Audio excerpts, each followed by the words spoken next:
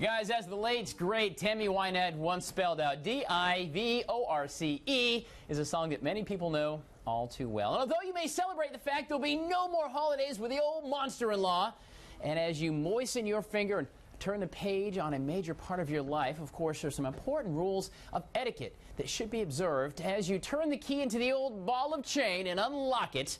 They can help ease the pain of a broken heart and maybe even offer some R-E-S-P-E-C-T.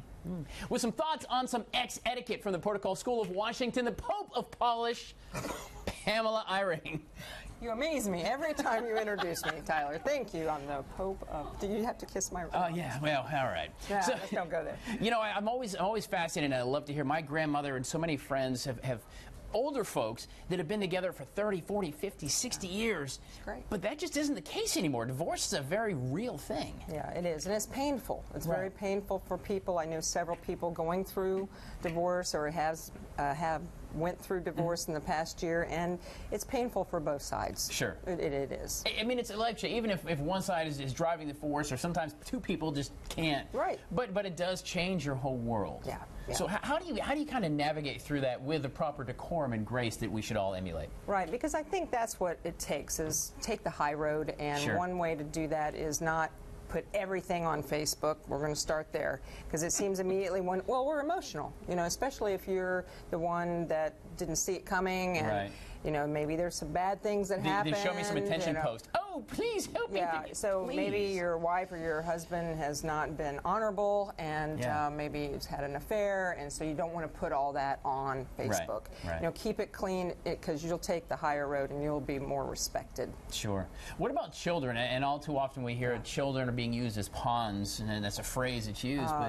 But you know, kind of putting the poor kids in the middle of this. Hey, we can't get along.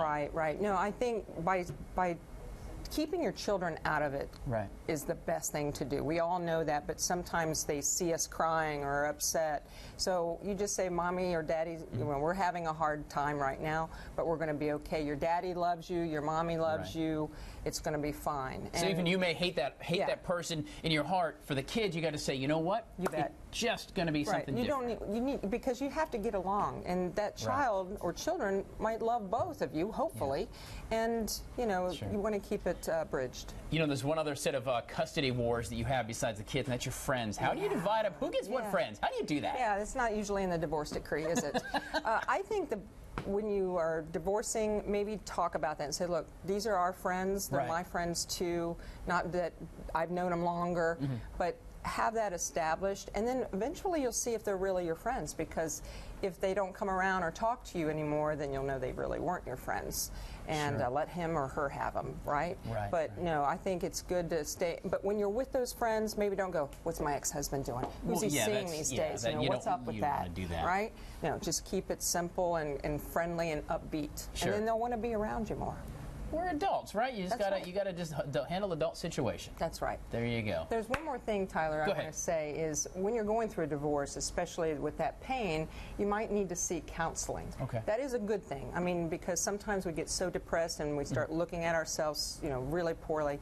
Get some advice, get some counseling, and focus on the good things about yourself and what you've done. Well, always with good advice. Pamela Eyring, the Protocol School of Washington. There you are. You can go ahead to your ball of chain. Your husband, you and he can just hang on. 25 years right there. See what I'm talking about. Stay with us. We're coming back live from Made at Your Bed.